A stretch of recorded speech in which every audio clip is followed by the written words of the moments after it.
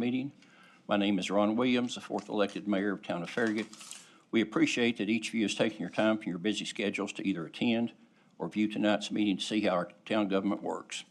All Farragut Board of Mayor and Alderman meetings are public notice per Tennessee state law. Minutes are taken for each meeting and are made available to the public.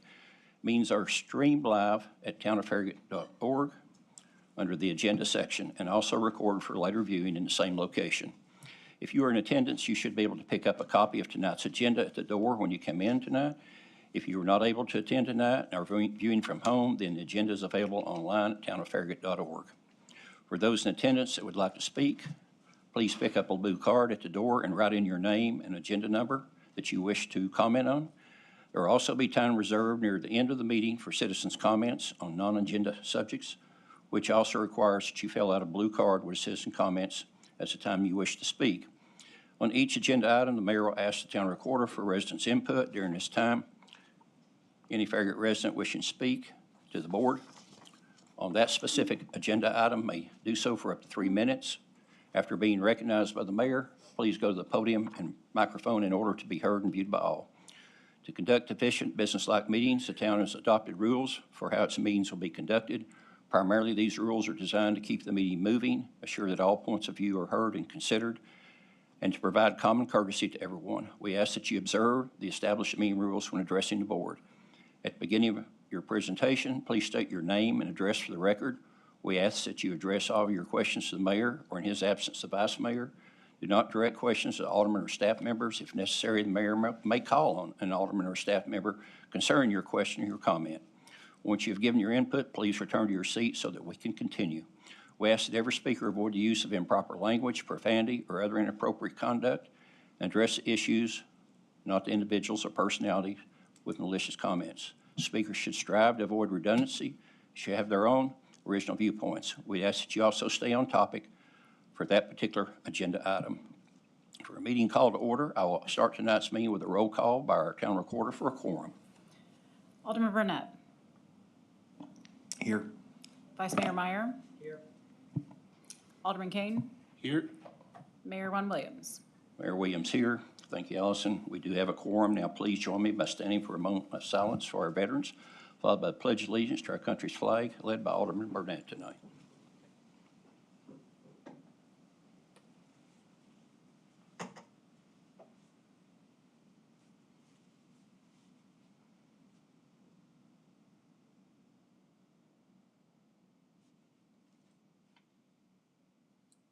I pledge allegiance to the flag of the United States of America and to the republic for which it stands, one nation, under God, indivisible, with liberty and justice for all.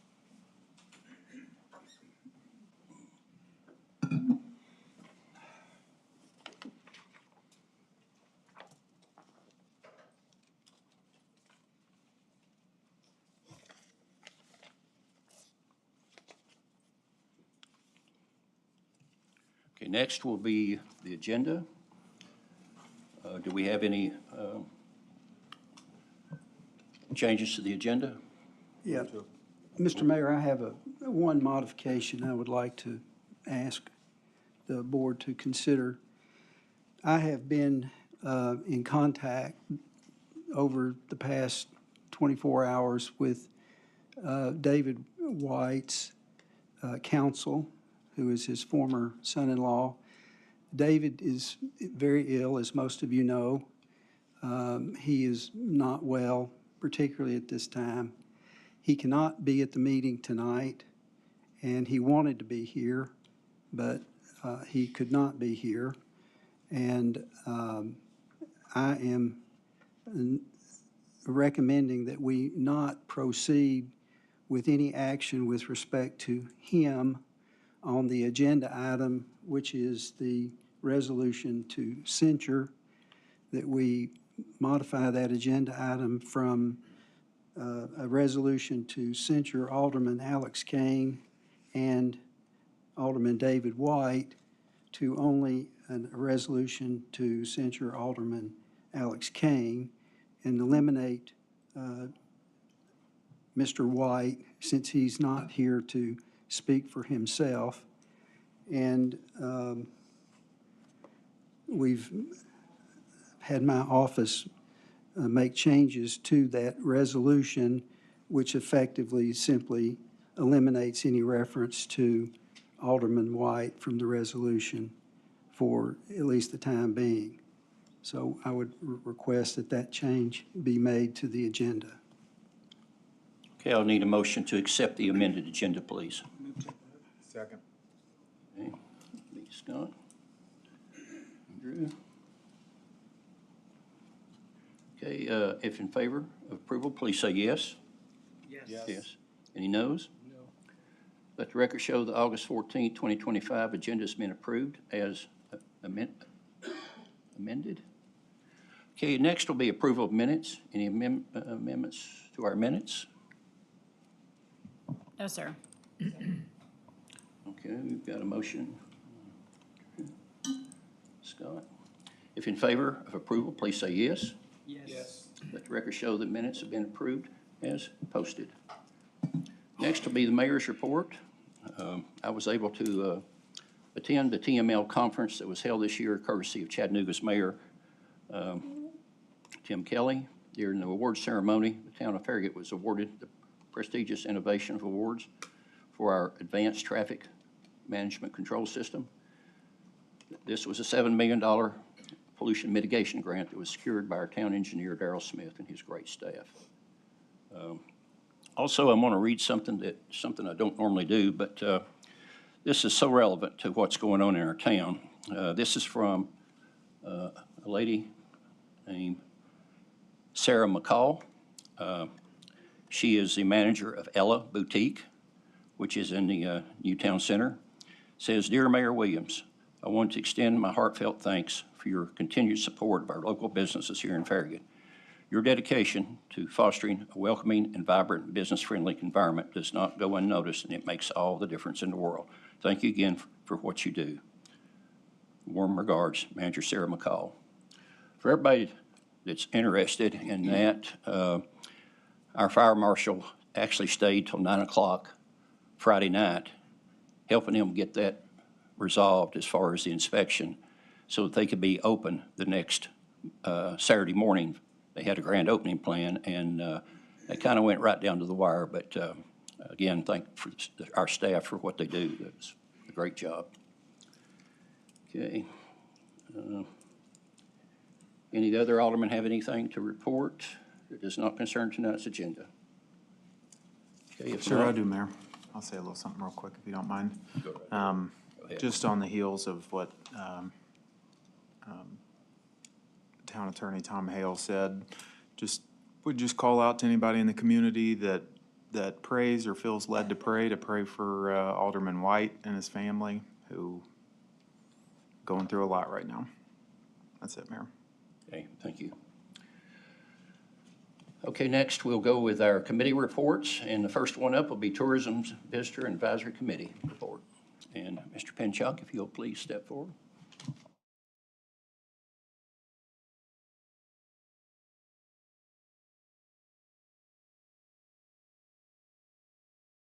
There we go. Now can you hear me? Okay, Ryan Pinchuk. I reside at 12618 Red Canyon Road. I am the current chair of the TVAC committee, and the committee is made up of 11 voting members. Details of those members are in your packet. I won't go into that. But the purpose of the TVAC committee, per our charter, the purpose of the committee is to advise and assist the town of Farragut, its elected officials, citizens, and staff, and serve as an advocate in the town's decision-making process for promoting the tourism initiative known as Visit Farragut. Committee members will act as ambassadors for the town, work to identify tourism opportunities which will have a positive economic impact on our community. Just a brief history. TVAC is the youngest committee that we have. In 2017, the Economic Development Advisory Committee, EDAC, expressed a desire to create a Visit Farragut program modeled after the successful Visit Knoxville initiative. In 2018, a part-time tourism coordinator was hired and a committee charter was created. The first Tourism Visitor Committee meeting was held in January 2019. However, the tourism industry was affected considerably by COVID in 2019 and 20. But since 2021, the tourism industry has rebounded extremely well and is producing big dividends for the town of Farragut. There's some information I gave to Alderman Burnett, and he can pass it out to you when I'm done. But there's a lot going on in this state with tourism, and I think this area is a big part of it, so you need to be aware of that information. I'm going to go into a few of the 24-25 committee activities. It includes, this year, the TVAC committee established 2 subcommittees, an events subcommittee and a marketing subcommittee. These groups were created to provide more focused support for our tourism staff. Both subcommittees plan to meet monthly moving forward. One of TVAC's key goals for 24-25 was to help launch a new community event. The events subcommittee played an active role in planning and volunteering for Chalk the Plaza, which welcomed an estimated 1,000 attendees, which is quite fantastic for being the first time that we had the Chalk the Plaza. Another is the support of tourism team's goal of increasing participation at tourism-related events, and the marketing subcommittee has contributed ideas to expand the reach and effectiveness of our marketing efforts. Also, TVAC has worked with the tourism team to develop ideas for the programming and public use of Campbell Station Inn as preparations continue to open the historic site to the public as soon as possible. TVAC members have volunteered at every tourism event this year, including the Songwriter Showcase, Chalk the Plaza, and Bluegrass Summer Solstice Concert. A few of our goals for 25-26. 1, to curate 2 new outdoor events designed to attract and engage visitors in the town center district, that's the Biddle Farms and McGill Plaza areas, reinforcing the area as a vibrant community gathering space. Number 2, to host the grand opening of the Campbell Station Inn and Welcome Center. And 3, to implement phase 1 of the wayfinding project, including gateway signage, signs, banners for the town center district. That concludes my report. Are there any questions? Go ahead. Thanks for the report, Ron. I appreciate it. Just had one question, not to answer now, but maybe give us an update on later. With all the tourism being up across the state, with Knox County being second-ranked county for growth in the state, we're seeing a lot of people come in, a lot of hotels. I would imagine the hotel stays are up in Farragut. The one question I had, not for tonight, maybe the next time y'all come present to us, is if all those numbers are up and our sales tax for our hotel sales tax is up, what did we do with that money? Okay, You don't need to answer tonight, because I'm not trying to catch you unprepared, but the next time you come, would love to hear where we spent that money. that money goes right into the coffer, right into our revenue for the town. So it doesn't come back to our committee or staff. So what we're trying to do is put more heads in beds, our hotels and motels, get them to eat at restaurants, shop at our stores. That increases their business. That increases our revenue through the sales tax we get from them. I'd love to know what that number is, and it's really hard to put a finger on it. I went to a National League of Cities convention 4 or 5 years ago in Charlotte, and they were saying that the return on every dollar spent on tourism returned about $6 to our businesses. And then we get a portion of that in sales tax. I know the state must have some kind of information statewide, and I've asked Ron Ostrike to see if we could get that information so we could share it ourselves. But I don't have that today. Any other questions? All right, Thanks, you. Ron. Appreciate it. Good report. Okay, next will be the Parks and Athletic Council report. And you're Yep. Good evening, Mayor, Board of Aldermen. My name is Brian Walker. I serve as the Vice Chair for the Parks and Athletic Council. Our current chairperson, Jarek Wright, he couldn't be here. He sends his apologies. He's actually coaching this evening, so I got stuck doing this. All right, so, but the Parks and Athletic Council has 11 members, plus we have 2 student members as well. And as you can see from the report in your files, we had an active fiscal year in 2025. So I'm going to start with our first activity, though, is the most impact that we had. It was the allocation of our fields. So all the sports, all the leagues, all the teams that come from not only town of Farragut, but the surrounding areas, we call them rectangles and diamonds. And for years, the entire council attended the allocation meetings. We all got together. We serve as a potential jury for the groups that have requested the same days and the same times and the same fields, of course.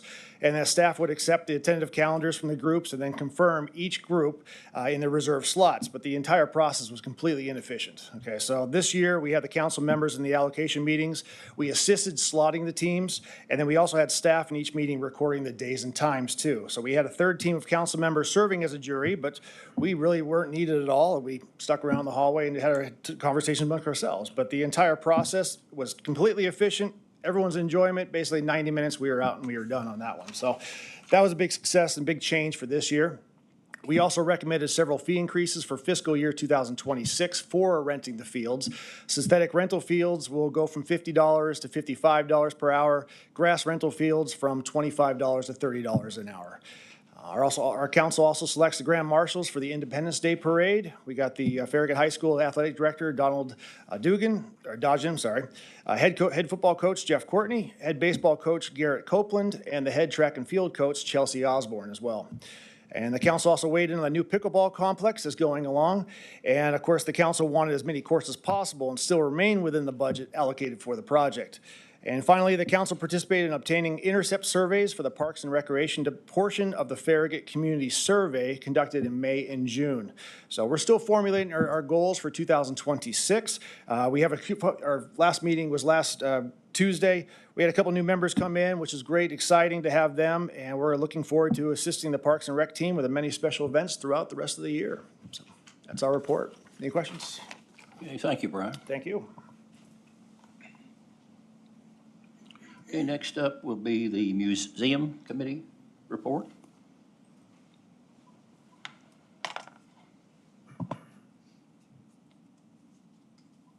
Hi, good evening, Mayor and Board of Aldermen. My name is Sue Ann Hansler, and I'm the proud chairman of our local Farragut Museum Committee. Our committee has 11 members, 1 student member, and we are all dedicated and very passionate about our museum and are so glad to have it open once again. Despite being closed for most of the fiscal year in 2025, the committee remained busy. Here are some of the highlights of our activities. The year started with a committee field trip to the East Tennessee Historical Museum and Mabry Hazen House to provide some ideas for our museum. Members of our committee participated in Freaky Friday night in October of 2024, giving out candy to all the children that were in costumes. The committee sponsored and executed a combination of the Battlefield of Campbell Station / Veterans event in November. Activities included honoring 4 of our 6 branches of our military. Committee members gave flags of the branch of the military to representatives from each branch: the Marines, Army, Navy, and the Air Force. Committee member Chris Carnes read a very moving description of the POW MIA table on display. We then showed the Battle of Campbell Station video.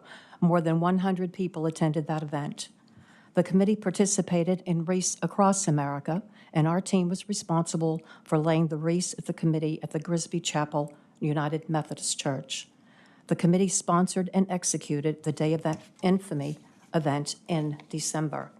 Docent and friend of the committee, Frank Galbraith, spoke about the awful day in 1941 in Honolulu, as well as how it shaped our nation since. Over 50 people attended that event.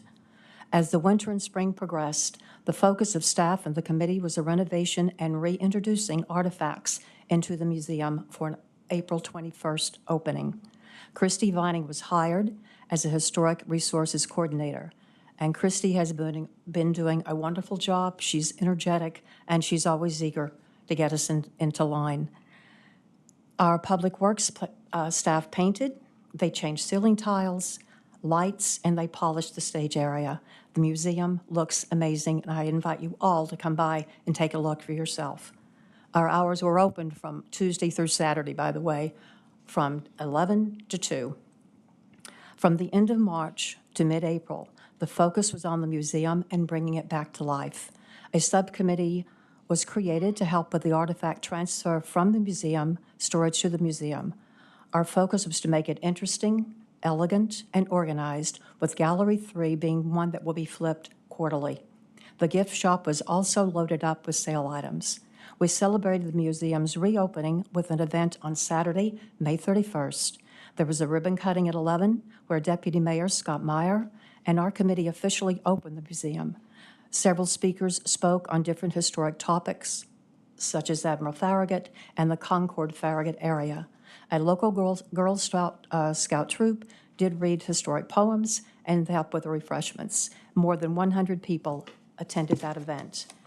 There are so many more accomplishments for the museum, including a new museum logo and a new museum history booklet and children's booklet, plus our new museum parade float. The committee is very excited for the busy FY of '26 with the History Hour speaker series, some fun events, and of course our staple events that we do each and every year. Are there any questions? And thank you so very much for inviting me here. Thank you, Sue Ann. Thank you. Okay, next will be the Municipal Planning Commission report.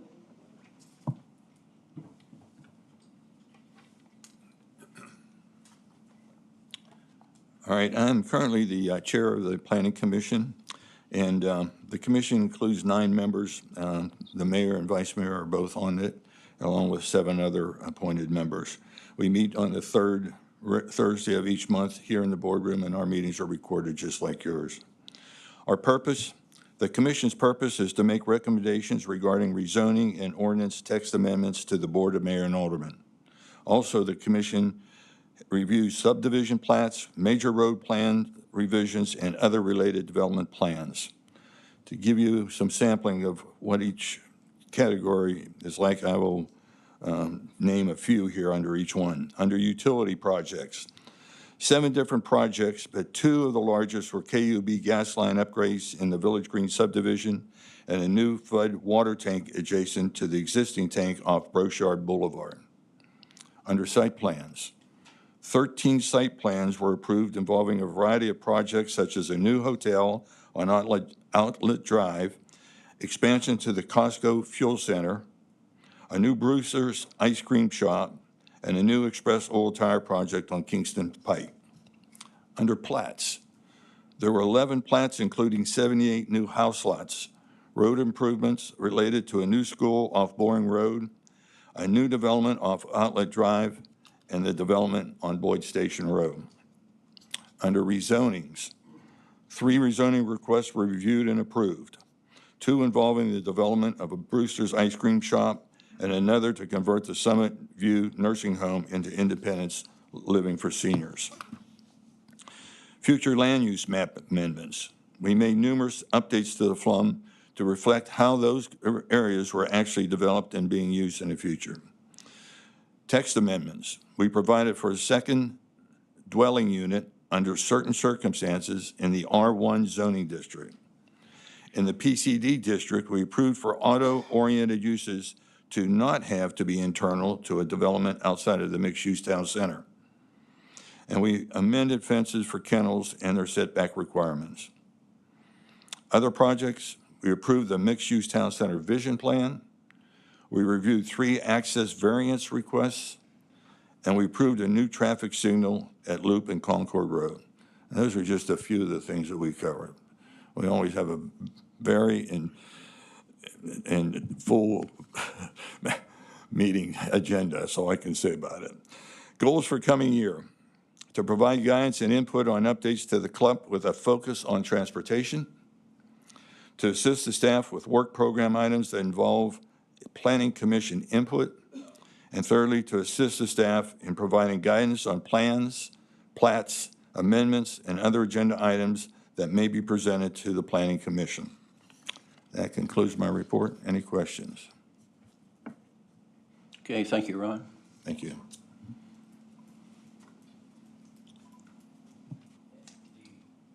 The Education Relations Committee report.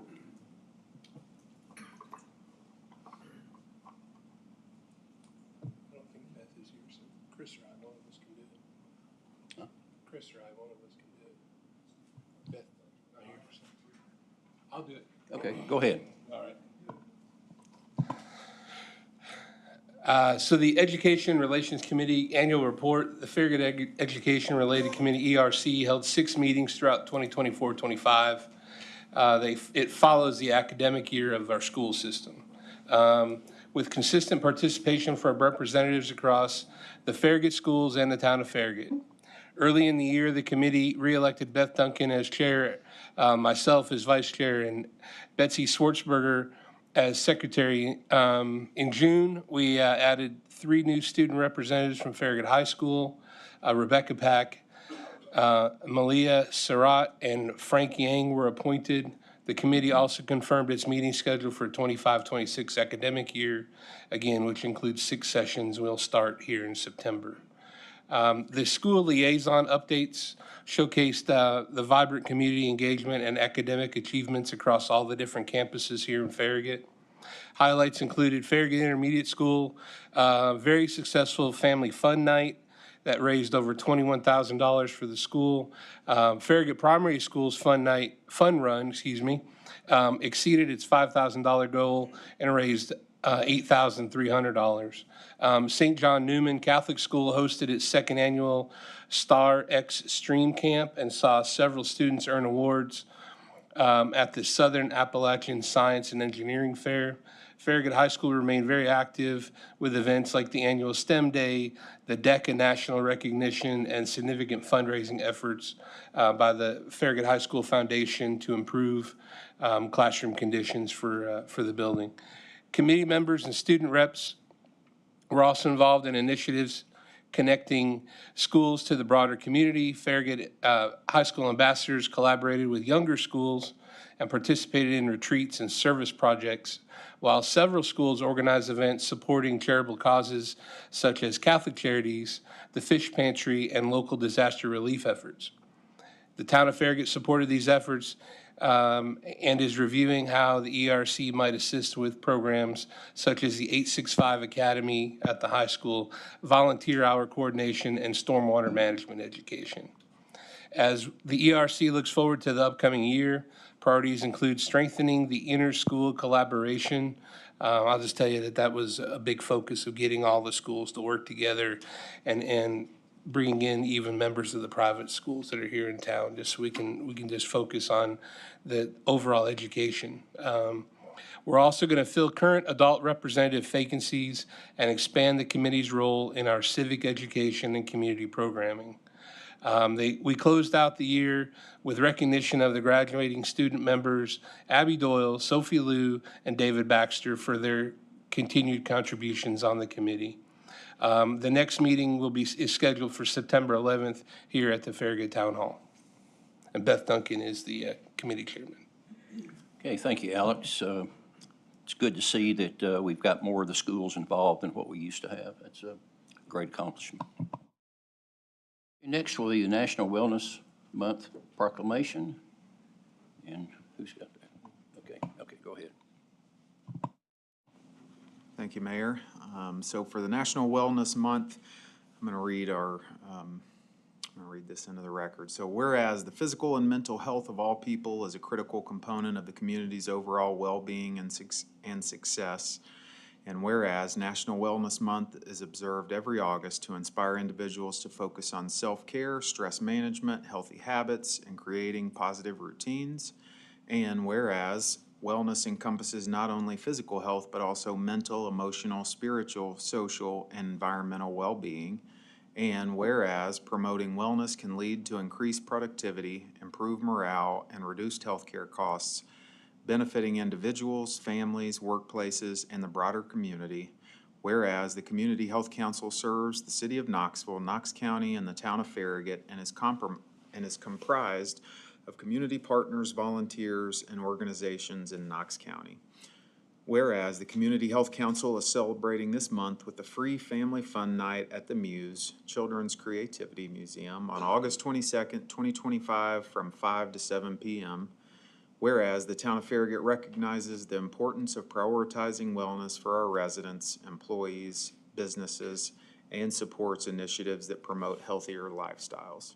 Now therefore, the Board of Mayor and Aldermen of the town of Farragut do hereby proclaim August 2025 as National Wellness Month in the town of Farragut, and we encourage all residents to make wellness a priority in their daily lives by taking proactive steps towards better health and well-being.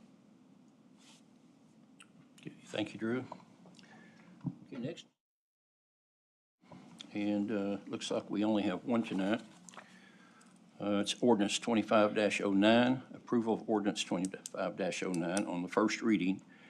It's an ordinance to amend the Farragut Municipal Code, Chapter 109, signs, to clarify when signs may be removed by property owners. Town of Farragut applicant. Good evening. I'm Mark Shipley. I'll present this item. This item was actually initiated by Alderman White.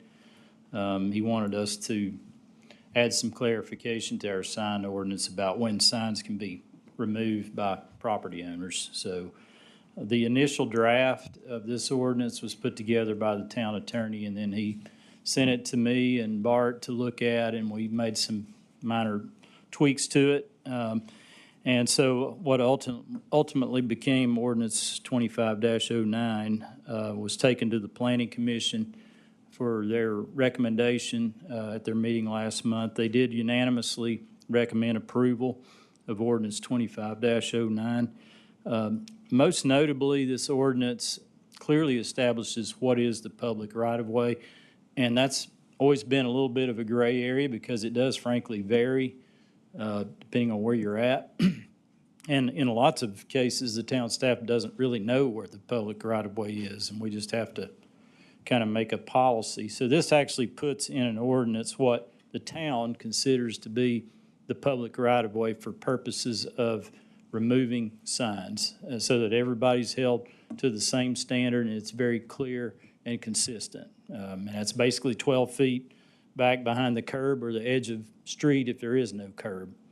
And so that's going to be the way we will enforce signs that are placed in the town's public rights-of-way moving forward. So the staff recommends approval of ordinance 25-09 on first reading as well. Okay, that would be.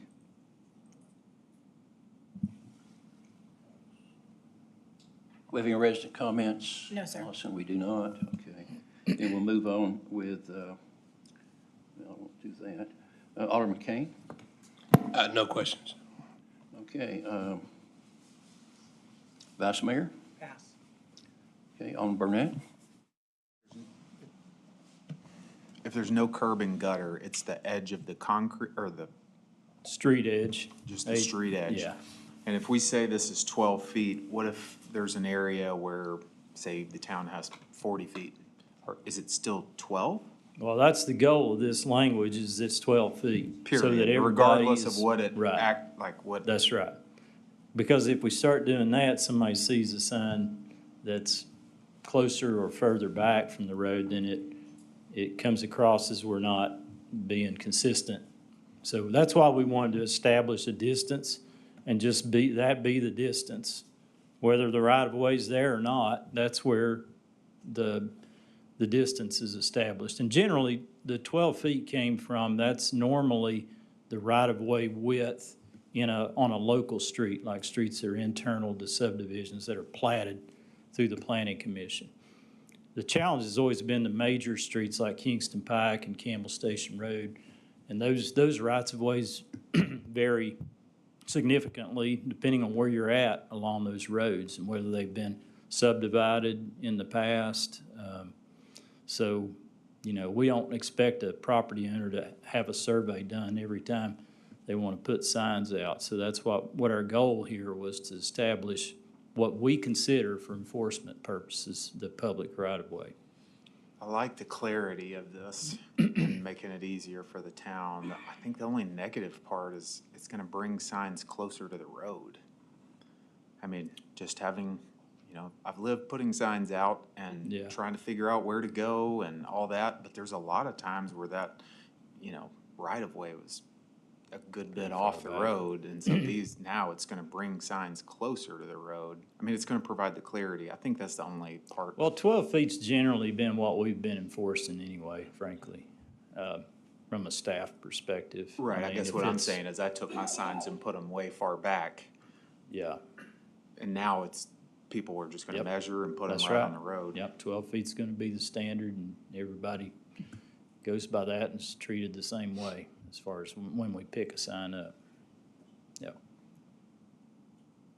Okay.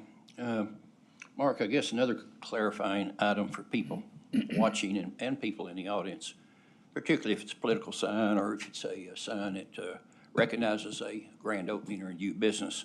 But I think the key there is to be a little bit smart about it and don't put it somewhere where it blocks the line of sight. Yeah, If somebody's pulling out of a side street, then if there's a sign there and it blocks line of sight, it could definitely be a danger item. So, yeah, I mean, if it becomes a hazard, even with the 12 feet, we would have the ability to say, guys, this is creating a safety issue here at this intersection, and we're gonna ask you to move it back a little further. And that's, that could come up, and I think that's a reasonable, you may have that at certain situations on certain intersections, so, yeah. okay, sir, that's all I had.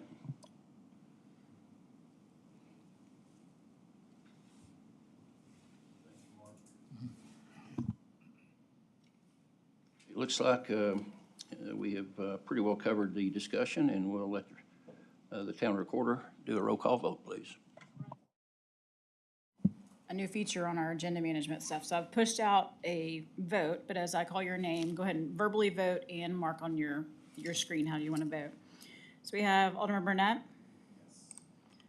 Yes. Vice Mayor Meyer. Alderman Kane, Yes. Mayor Williams. Mayor Williams, yes. And let me find it. Should have popped right up. If it did not, I'll mark you as yes and Yeah, we'll well- move on. We'll move on, yeah. Okay, looks like we're now to, was that a unanimous vote? Yes, sir. Okay, it was. Okay, let the record show that ordinance 2509 has been approved on the first reading by a unanimous roll call vote on August 14th, 2025, at approximately 6:38 PM. Okay, next will be resolutions. We have two resolutions to review and consider for approval. First one will be approval of Resolution R 2025-09, Town of Farragut Debt Policy. Yes, sir, in your packets outlined some primary updates for the Town of Farragut debt policy. Some of these updates reflect compliance with state requirements, clarification of financial practices, and incorporation of updated terminology and procedures. And the motion is to approve Resolution R 2025-09, Town of Farragut debt policy. Move to approve. Second. Okay. That would be Scott and Alex. Any rest of comments? No, sir. None, okay. Discussion, Vice Mayor? Pass. Alderman Burnett? No questions. Alderman Kane? None. None, I have none as well. I'll ask for a roll call vote, please. Alderman Burnett, Yes. Vice Mayor Meyer, Yes. Alderman Kane, Yes. Mayor Williams. Mayor Williams, yes. And did that come through? It did, good job. Okay, great. My apologies, folks. We're experiencing a new system here, and it's a little bit of a challenge for first-time users, including myself. But, okay, was that unanimous as well? Because I can't see that. Okay.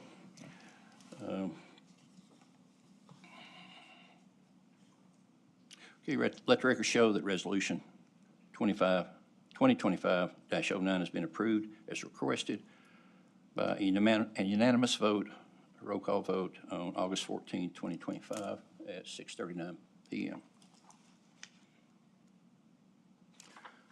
Okay, next will be, let me find it. Okay, approval of Resolution R 2025-18, a resolution to censure Alderman Alex Kane for violation of Tennessee Open Meetings Act. Now I'll turn this over to our lawyer, Tom Hale. Thank you, Mr. Mayor. I'd like to read the resolution first, and then I have some comments, fairly brief comments. Whereas the Tennessee Open Meetings Act, also known as the Sunshine Law, requires that all meetings of governing bodies be open to the public and prohibits secret deliberations among public officials. And whereas elected officials of the town of Farragut, including aldermen, have sworn oaths to uphold the laws of the state of Tennessee and to serve the public in a transparent and accountable manner. And whereas, as a governmental entity, the town of Farragut adopts and strives to apply its ordinances and regulations in an even-handed manner to its citizens who are in violation of these ordinances and regulations. And whereas, as members of the chief legislative body of the town of Farragut, it is important to its mission to promote the rule of law, that those elected officials conduct themselves in accordance with the same standards that it expects of its citizens.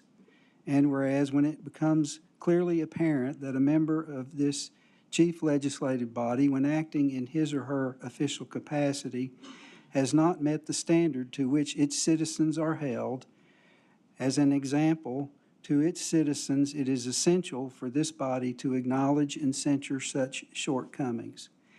And whereas Alderman Alex Kane issued a written letter published in the Farragut Press on July 23, 2025, in which he referenced his intent to vote in concert with another alderman regarding Resolution PC 25-05 prior to the formal deliberation at the Board of Mayor and Alderman level. And whereas during the July 24, 25 meeting of the Board of Mayor and Alderman, Alderman Kane admitted to have engaged in a private conversation with another alderman regarding Resolution PC 25-05, a conversation that led to a common understanding as to how they would vote. That occurred outside of public view and without notice to the public, thereby violating TCA 8-44-103 and 8-44-104. And whereas such conduct, though acknowledged publicly, it has not been acknowledged by this body as a violation, nor with its demand that such conversations not be held in the future, and failure to do so address it may undermine public confidence in the town's commitment to lawful governance.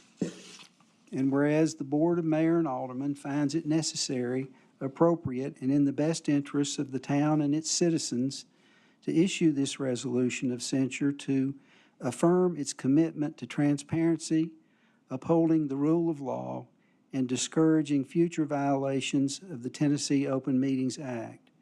Now, therefore, be it resolved by the Board of Mayor and Aldermen of the town of Farragut, Tennessee, Section 1, that Alderman Alex Kane is hereby formally censured for his violation of the Tennessee Open Meetings Act arising from private deliberations outside the scope of publicly noticed meetings.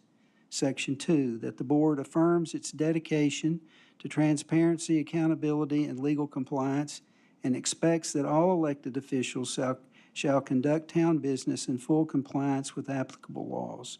Section 3, that this resolution shall be entered into the public record and serve as a formal expression of disapproval by the Board of Mayor and Aldermen of the town of Farragut.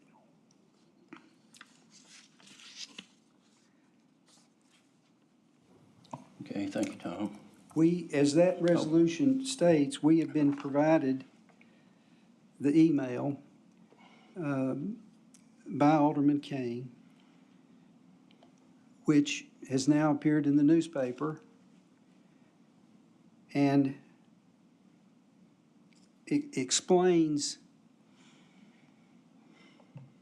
the collaboration that apparently occurred and that resulted in what, in my opinion, is a clear violation of the Sunshine Law. I have stated before, and I'll say it again, I do not believe that Alderman Kane intentionally violated the Sunshine Law. I believe that because I don't believe most people that violate the law would publish their violation in the newspaper. So I don't believe that he intended to do that. However, I'm going to read to you a portion of a decision of the Tennessee Supreme Court which addresses the very issue that raises. As noted by the trial court, the email dialogue shows no decision as to either the overlay or the exclusion amendment. We look then at whether the emails were used to deliberate public business in circumvention of the act. In the case at bar, the trial court concluded that the email correspondence among council members, quote, was not conducted to circumvent the requirements of the act and did not constitute deliberations in violation of the act. We agree that the email correspondence does not reflect a nefarious intent by council members to evade the constraints of the act. Under Tennessee law, however, we do not believe that such an intent to circumvent the act is necessary to find a violation. A violation of the Open Meetings Act can occur inadvertently if the electronic communications or other communications has the effect of circumventing the spirit or requirements of the act. In several email exchanges, however, council members are clearly weighing arguments for and against the overlay with or without the exclusion amendment. These exchanges, most copied to all council members, mirror the type of debate and reciprocal attempts at persuasion that would be expected to take place at the council meeting in the presence of the public and the council as a whole. We must conclude that these emails are electronic communication used to deliberate public business in contravention or in circumvention of the spirit of the requirements of the Open Meetings Act. The point is that under the law, the violation is when the conversations occur outside of the public sphere, outside of the public meeting. That's a violation. The consequences of that violation, as we talked about in the last meeting, can be minimized by taking actions later that disclose that the violation occurred and that the body then engages in a full conversation of the item at issue. But that does not mean that a violation didn't occur. As I said in the newspaper article today, if you read it, by definition, if you're curing something, as the courts talk about the cure, there is no reason to have a cure if there has not been a violation.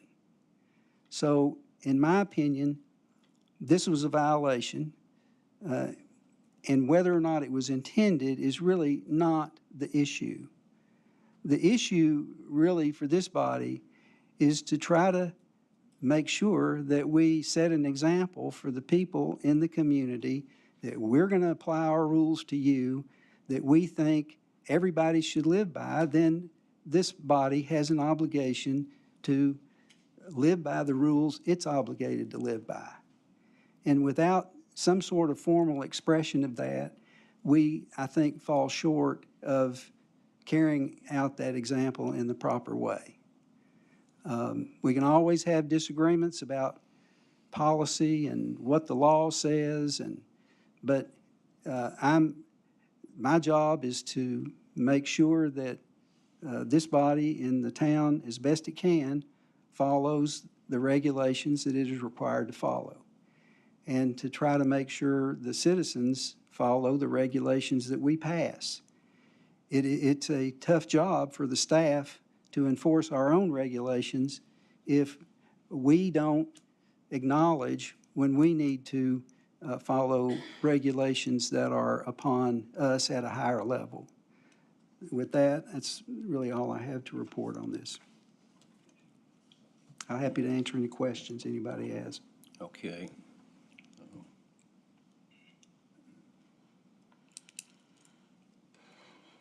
Do we have any rest? Yes, sir. We need a motion and a second first.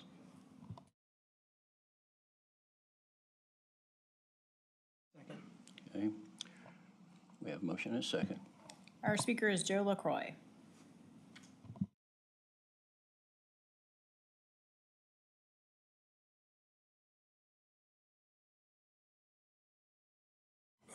Hello. Hi, all.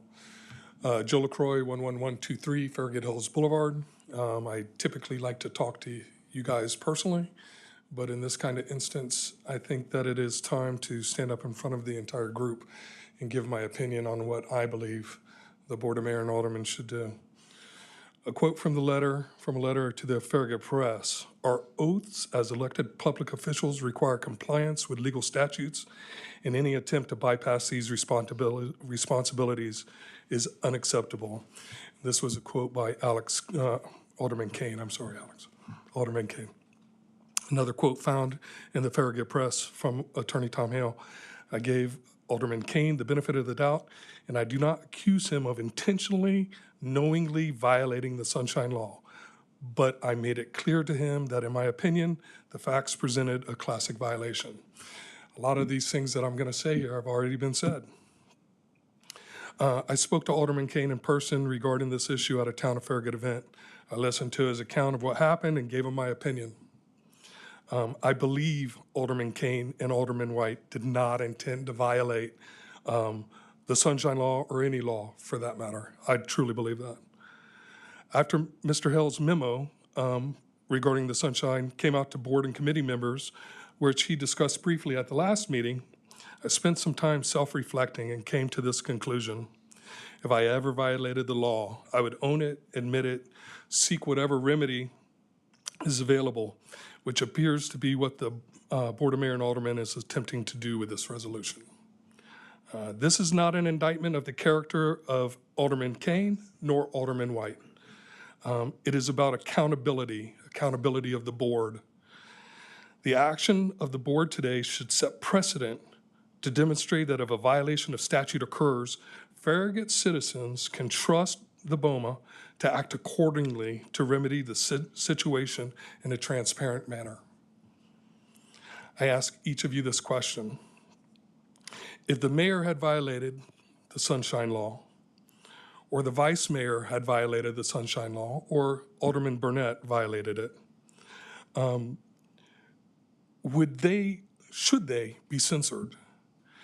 In my opinion, the answer is very clear. Yes, they must be censored to preserve the integrity of the Board of Mayor and Aldermen.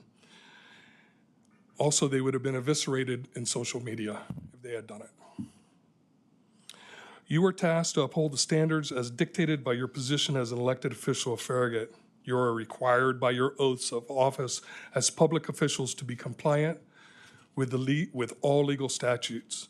And as Alderman Kane has previously stated, any attempt to bypass these responsibilities is unacceptable of the board. Okay, look at that. It's like I practiced.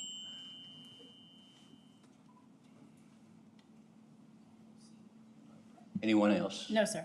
Okay, thank you, Mr. LaCroix.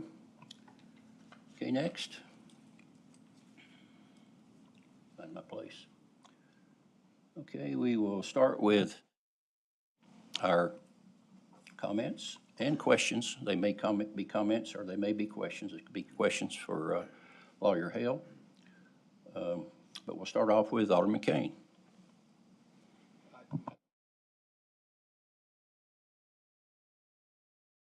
Oh, sure. Why not? I just thought you'd like to start. Alderman White's not here. Thank you, Mayor. Most of the questions I had got answered, Tom answered while he was speaking, so I don't have any other questions. Okay, Vice Mayor.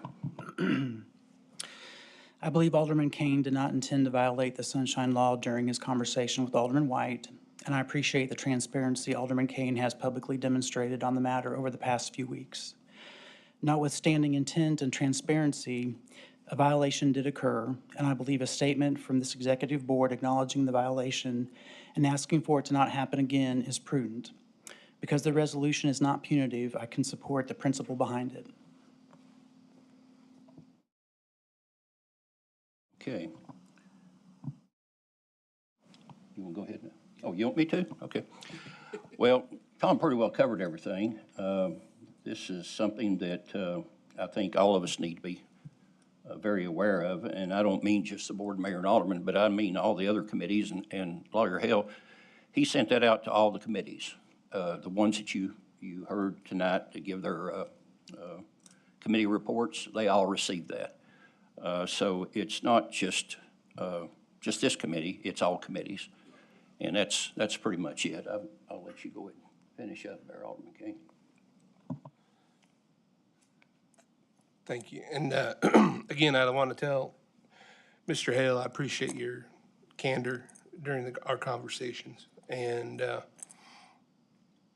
the way you walk through the different steps of the statute and the discussion that we had where you even said, there's some pieces in this that I don't agree with and I don't like, and because they're so vague and they're so difficult to understand. And I do appreciate that. And you explained how the curing of the issue can occur, and I think we handled that on July 24th at our meeting, I believe.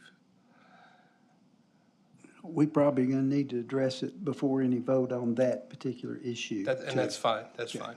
But, and what I'd like to say to the residents here in the town of Farragut, and I'm not saying this as an excuse, but being a newer alderman, when you look up here, all of us were in that same position at one point. None of us are career politicians. So we're, it's not like this is our fifth rodeo or so on. I know I made a mistake. There was no intent to make that mistake. There was never an intent to violate the Sunshine Act. And when I think that was one of the first things Mr. Hale and I even talked about, and he said, normally a person that's going to violate the law doesn't put it in print. And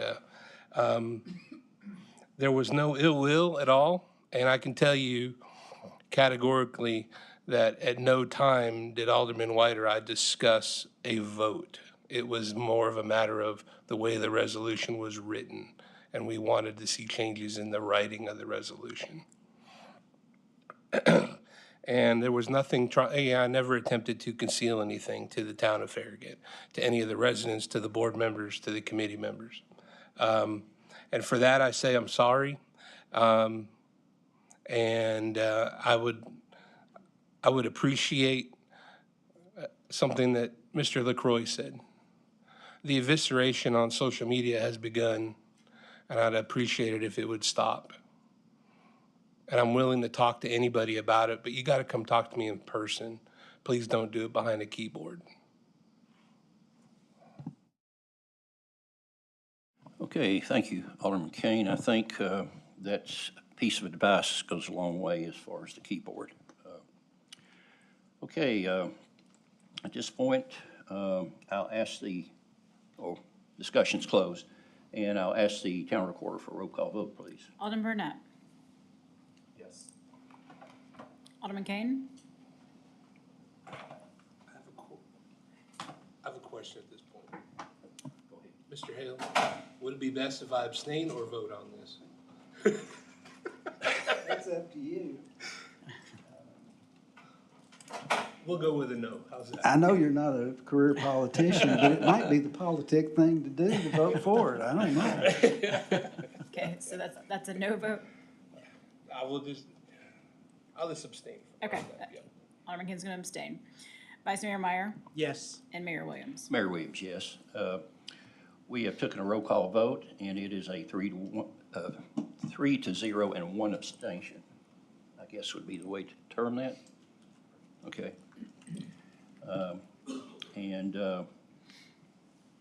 So it has been read in and approved, and on August 14th, 2025, at approximately, I don't know if I get my clock, approximately 7 o'clock.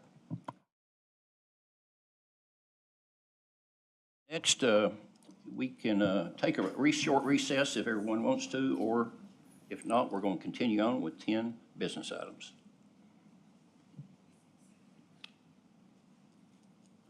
Everybody good? Okay, then we'll move on.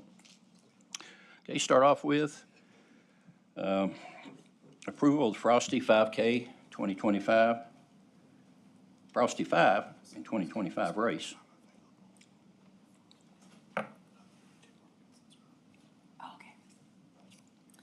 All right, this is being presented to the board for the use of the streets within the Village Green subdivision and Campbell Station Road. The Town Staff Event Committee has reviewed and approved the applications, and the map and proposed route is attached on the screen above. The proposed motion is to approve an event application on December 20th, 2025, involving the use of the town's public rights-of-way and pedestrian facilities for the Farragut Frosty 5K, hosted by the Farragut High School cross-country team. Okay, thank you, Allison. I'll need Motion.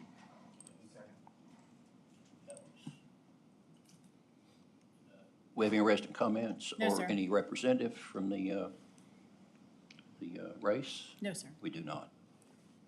In discussion, Alderman Kane? No questions. No questions. No questions. Okay, Vice Mayor? Pass. I have none as well. I ask in favor a vote by saying yes. Yes. Any noes? Okay, let the record show that race has been approved as requested. Okay, next will be approval of the P.J. Parkinson's Run for Parkinson's 510K race. Yes, sir. This event is being presented to the board for the use of the streets within the Village Green subdivision. The Town Staff Event Committee has reviewed and approved the application, and the map is attached on the screen.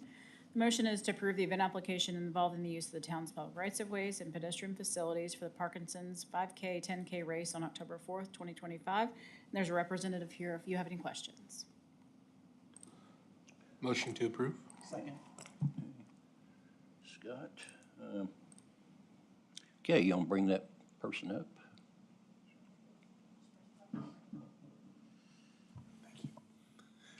Thank you. This is an event that we've done before. PJ Parkinson's is a nonprofit that seeks to serve people that are living with Parkinson's disease and help them navigate that. And so this is one of the fundraisers that goes back into the support groups, movement classes, and other educational opportunities we provide for that community. And thankful for all the support that this town and the businesses therein have provided through the years.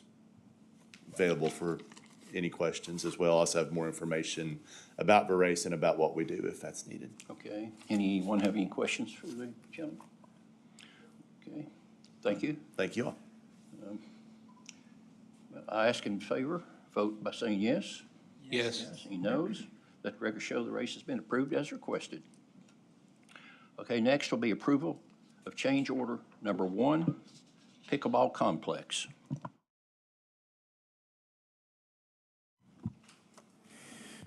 Mayor, Board, Ron Ostrike, Parks and Rec Director. This is a simple change order for the pickleball complex. The contractor, Baseline Sports Construction, recommends that we increase the interior fence of the pickleball complex from 3 feet to 4 feet, and also enhancing the fence fabric gauge from 8 gauge to 9 gauge. All of these changes will cost an additional $9,163.02. Second.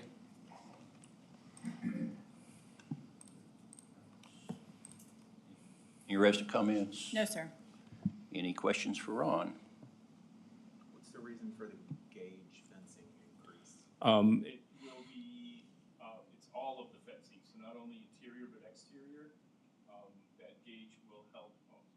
That gauge will help the wind screens be more solid. Okay. We're still within our envelope? Oh, yes. Okay, that's all. Okay, if that's said, no other questions, then I'll ask if in favor, vote by saying yes. Yes. Any noes? Let the record show a change order has been approved as requested.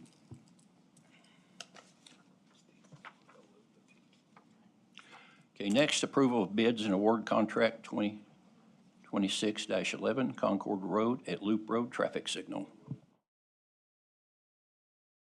And Eric's up, okay.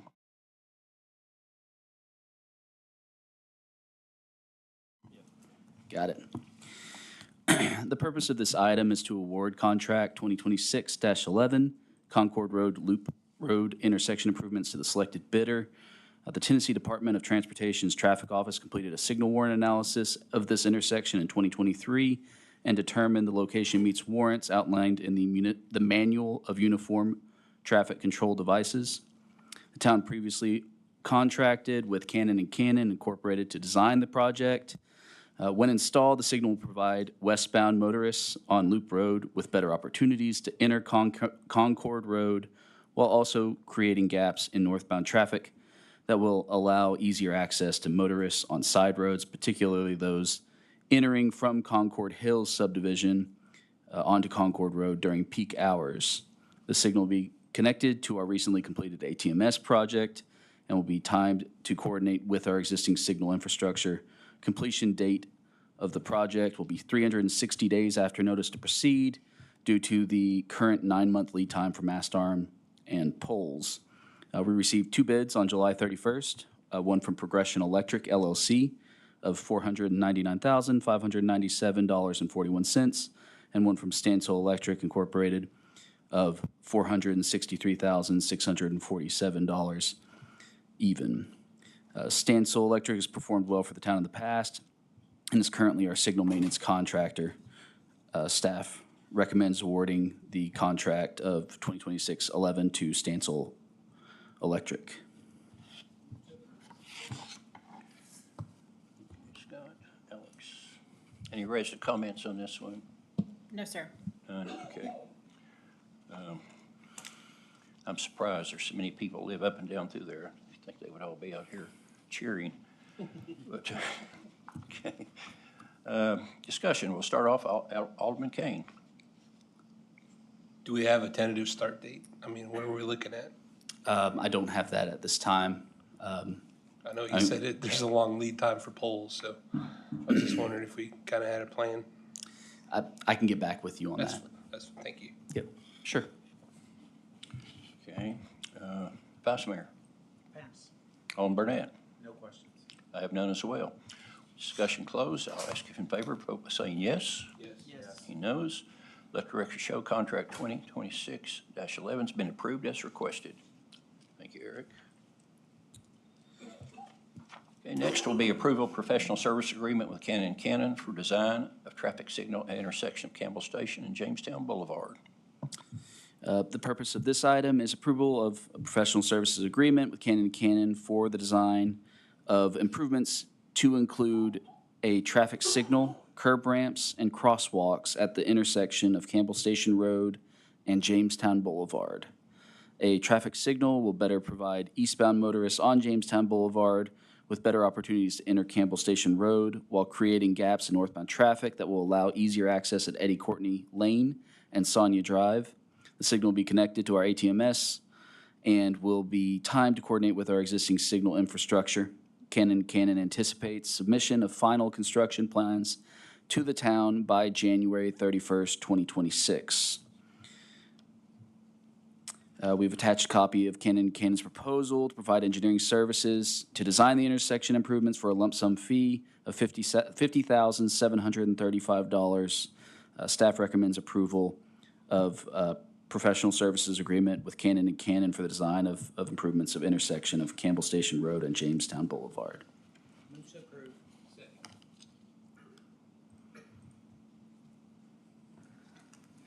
Scott, Alex, any resident comments on this one? No, sir. Discussion, Alderman Kane. None. Vice Mayor. Alderman Burnett. Well, for me, this is a long time coming. We've needed this for quite some time. Discussion complete. If in favor, vote by saying yes. Yes. Let the record show the agreement's been approved as requested. Okay, approval of Campbell Station Inn change order number 1.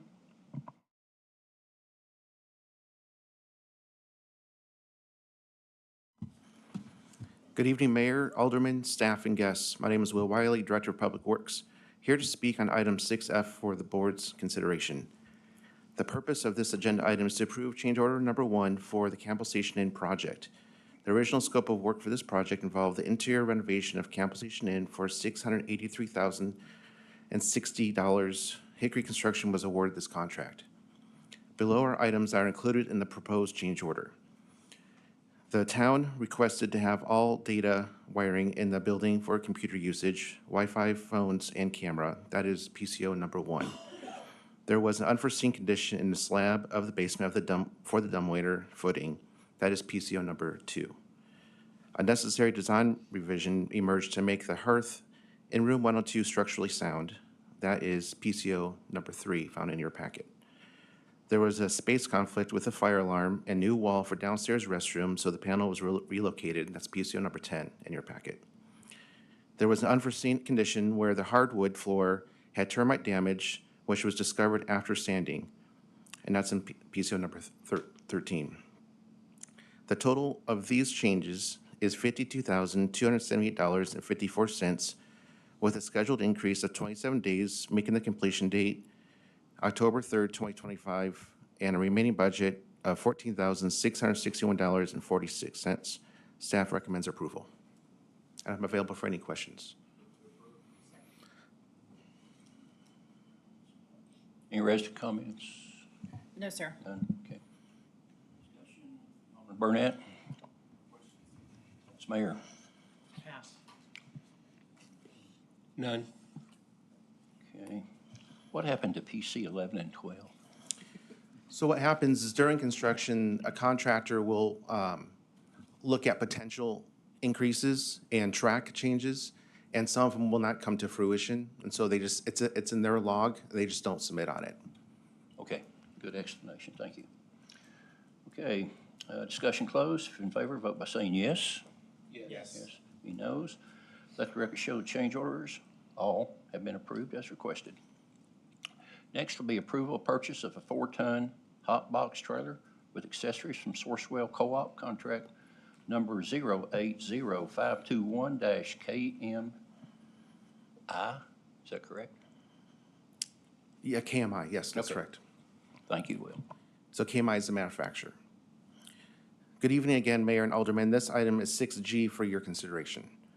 The purpose of this agenda is to approve the purchase of KM 8000 TEDD. It's a 4-ton hot box trailer for the Public Works Department. Staff uses Sourcewell Corporation Purchasing Program to obtain pricing for an asphalt hot box unit for the Public Works. This equipment will increase the Public Works team's ability to quickly address potholes or similar pavement concerns with in-house permanent repair options. This equipment is included in the Street Aid Fund for a budgeted amount of $75,000 even. Sourcewell is an approved procurement method that leverages pre-qualified competitive bids. On August 4th, 2025, the Public Works Department received a quote from Infrastructure Solutions Group, Inc. for a KM 8000 TEDD 4-ton hot box trailer with accessories totaling $70,416 even, coming in $4,584 under budget. Staff recommends approval, and I'm available for any questions.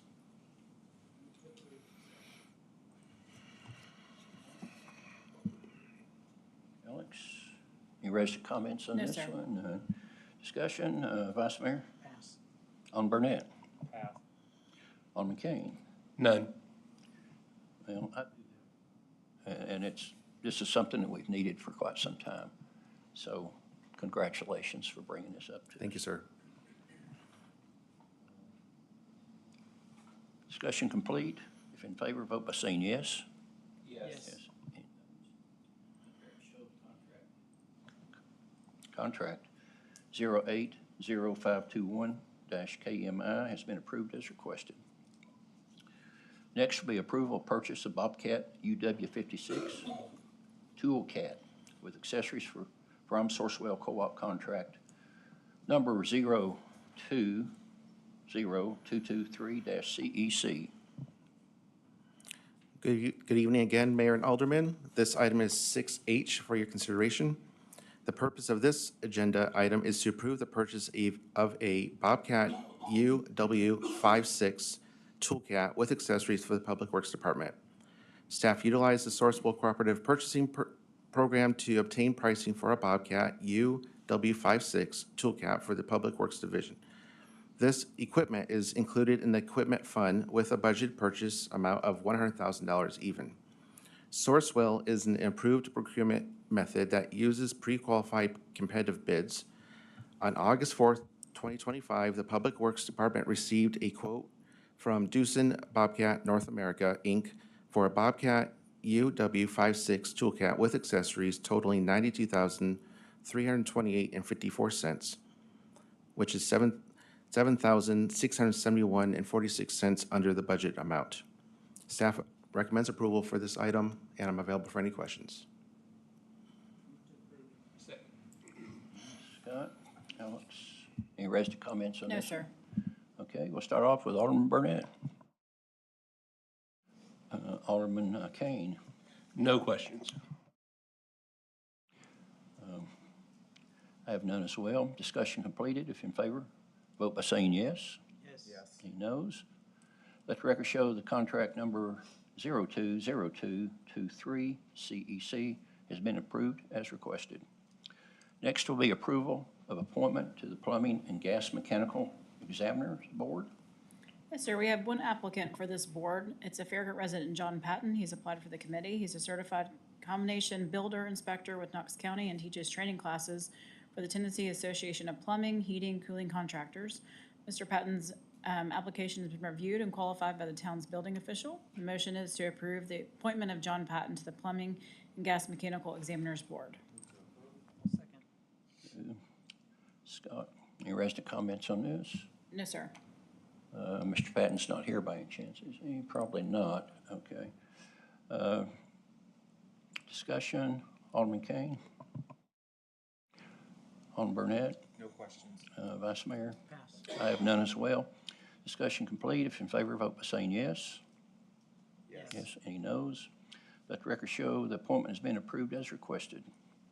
Next will be approval of general agreement between the town of Farragut and the Tennessee Department of Transportation for use and occupancy of state highway rights-of-way by utility facilities. Yes, sir. This is for TDOT and the town's fiber project that we have going on right now. It's for the installation of the utility project. It requires the attached agreement that gives the town permission to install the fiber utility in the TDOT rights-of-way along Kingston Pike. The fiber is being installed by the town's contractor, Creek Enterprises. The motion is to approve the general agreement between the town of Farragut and the Tennessee Department of Transportation for use and occupancy of the state highway rights-of-ways utility facility. Alex? Any resident comments on this one? No, sir. None? Discussion, Alderman Kane? None. Alderman Burnett? No questions. Vice Mayor? Pass. I have none as well. Discussion completed. If in favor, vote by saying yes. Yes. Yes.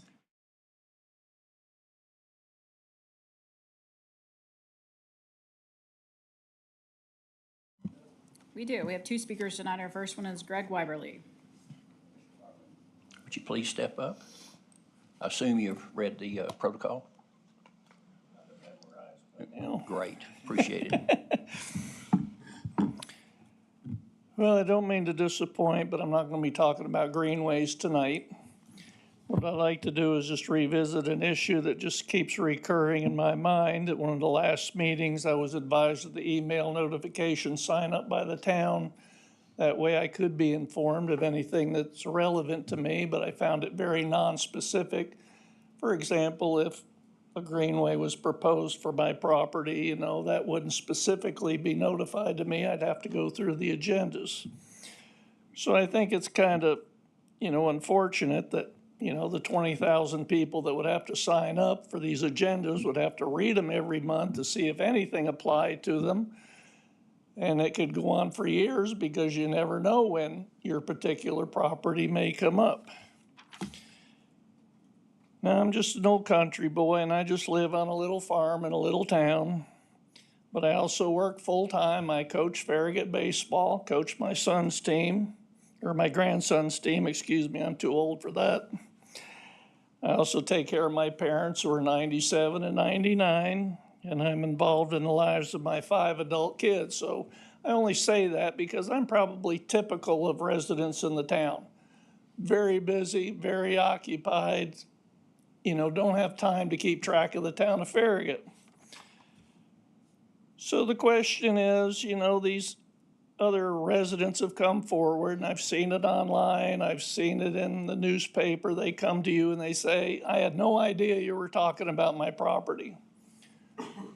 And then I look at the town, they spent tens of thousands of dollars, to fix the flow of traffic through the town, but I don't see any eagerness to fix the flow of information through the town. That you have community directors, you have communication people. Why can't they get together and get some database going where if there's an agenda item that say affects me on Evans Road, that's flagged and I get an email, Evans Road's being discussed this week, you might want to come. So I think that might be something the town should consider. Thank you. Okay, thank you, Greg. I think that's something that's been worked on. Our next speaker is Joe LaCroix. I know, twice in one day, simmer down. Simmer down. Thank you, Alderman Kane, for reminding me about the conversation on social media. I do appreciate that. And so I wrote a little bit up here. There's been vitriol for many years now on social media and in conversations around town dealing with unfounded accusations of impropriety, illegal activities, graft, malfeasance of our town government, committees, and elected officials. These actions have caused and continue to create uncertainty and unnecessary animosity among the citizens. I think today is a good time for the entire board to act. The mayor is responsible for decorum in this room. It is up to each of you to manage the decorum of those who speak on your behalf. It is up to each of you to clear up the misinformation that has been spread so generously that it makes me wonder what kind of crops are being fertilized in our town. Some people revel in misinformation, in the divisions, in angst, animosity that it causes. But I don't think that's the case with you guys. Our elected officials are pretty good. Please take a moment and address these divisions. Stop the spread of misinformation. Present clear, concise, thoughtful arguments. Uphold the decorum of this body. Represent us honorably and with cordial debate and well thought out positions. Most importantly, show the citizens of Farragut that if someone creates divisions through misinformation, that each of you personally and as a board will not tolerate it any longer. Thank you. Okay, thank you, Joe. Good advice. Is that all? Yes, Is that sir. all? Okay. Then we'll move on to our town administrator's report. Thank you, Mayor. We have several things going on over the next couple of weeks in town. First of all, Shop Farragut. Steve's still here, I think. Yeah, Steve Krimpaski. Big event this weekend with Dog Days over at Village Green. Friday, Saturday, Sunday. Steve has been working hard, very hard on that event. I got over 150 competitors this year. Should be an exciting time. It's supported by the Smoky Mountain Dock Dogs, and all of the folks that are there will get qualifying points. Those that qualify will get points toward the World Championships coming up in October. So lots of booths, lots of food trucks, lots of great things going on this weekend. So if you want to go see some dogs jump in some cold water, then go check it out at Village Green. On Saturday, August 23rd, we've got Fun with Farragut's Fleet at Mayor Bob Leonard Park. This is from 9 to 11. Kids get to enjoy getting on some big equipment that they don't always get to play on. We've got Rural Metro, Town of Farragut equipment, Knox County Sheriff's Office, Smyrna Ready Mix, and First Utility District are all participating in that with us at that event. Also that day, we've got Beach Party on the Plaza. This is a new event, and this is gonna wind down our summer at Ralph McGill Plaza. Should be an exciting time. The tourism team and parks team are putting together 6 to 8 that night. We've got live music from 103.5 WIMZ Garage Band and food trucks. And apparently Hawaiian shirts are highly encouraged to be worn that night. So hopefully you can find one somewhere in your stash in your closet. And then finally, next Wednesday, upcoming, at August 20th at 11 a.m., we've got the Farragut Museum History Hour, and Jack Neely is going to be speaking, and he's from the Knoxville History Project. If you haven't had a chance to listen to Jack, he's a wealth of information about the history of our area and history of Knoxville. And so he's going to be coming, I think, speaking in this room, actually, for that History Hour next Wednesday at 11 o'clock. That's all I had to report. Okay, thank you, David. Next will be the town attorney's report. Thank you. Mr. Mayor, I'd like to mention one thing. Every now and then I get a little spun up about things, and I'm a little spun up right now. I grew up in a household, I had 4 brothers, and my mother, one of her favorite things to say to us was, if you can't say anything nice, just don't say anything at all. Well, I've gotten over that rule not being the rule we live by today. I've finally gotten over that. But one thing I will never get over is when people go the newspaper, social media, personal conversations, and they don't have a basis for knowledge, and they act like they do, or they completely misrepresent the way things really are. That is a dangerous thing in our society. I'm acutely aware of this because in my profession as a lawyer, truth finding is a lot of what I spend my time trying to do when we're in litigation, is trying to figure out what is the truth. And it's a very difficult process. But in today's world, and it's not just here, this is just a symptom that our whole country's living through. It's this idea that somehow if you just say something over and over again, whether it's true or not, that eventually people will start believing what you're saying is true. And we have got to get out of this. It is dangerous because it misleads people, it hurts people, and it has no place in our society. Honesty and integrity has got to be one of the fundamental core principles of our society, or else we're not long for this world, because it just tears people up. And I hate to see it, especially when it is directed at the town, where most of the time the people that work for this town are the most trustworthy, honest people that I ever encountered. They go over and above probably what most people would think is reasonable to make sure that they don't mislead people. And that's, misleading people can not only be telling something that's untrue, but not telling the whole story. That, there's context. Sometimes people in my business, they leave out the most critical facts because they don't want the critical facts to be known. They want the facts that they want believed to be believed, even though it's disproven by other facts that they don't say. So I just encourage everybody to think about what you're saying and make sure that we know before we start talking what we're talking about. And when you read social media, be circumspect when you read it. Who's holding people accountable when they write things on social media? I don't read social media. Probably a mistake on my part. I hear there's a lot of bad things said on there about me and other people connected with the town, but I don't read it because I don't have time to respond to all the things that people might say.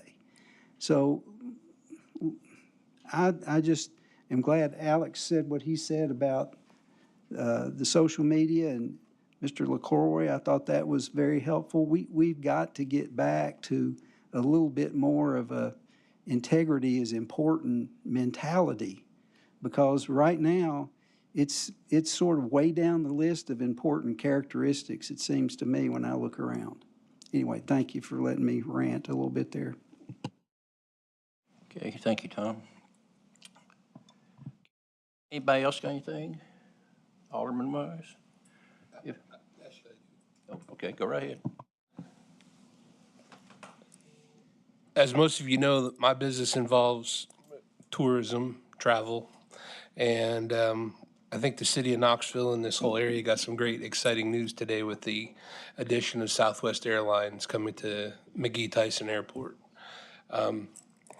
Just be aware, if you haven't been to the airport lately, the construction project that they have going with a parking garage has created total chaos there.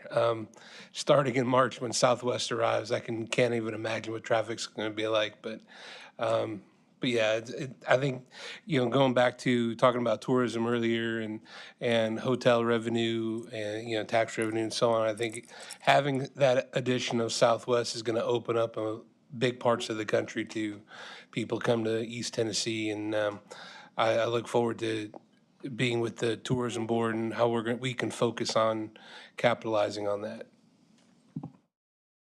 Okay, thank you, Alex. That is good news. We're very thankful that they finally did get Southwest here. Okay, the time is approximately 6:32 p.m. without objection. Or, excuse me, you're right, 7:32.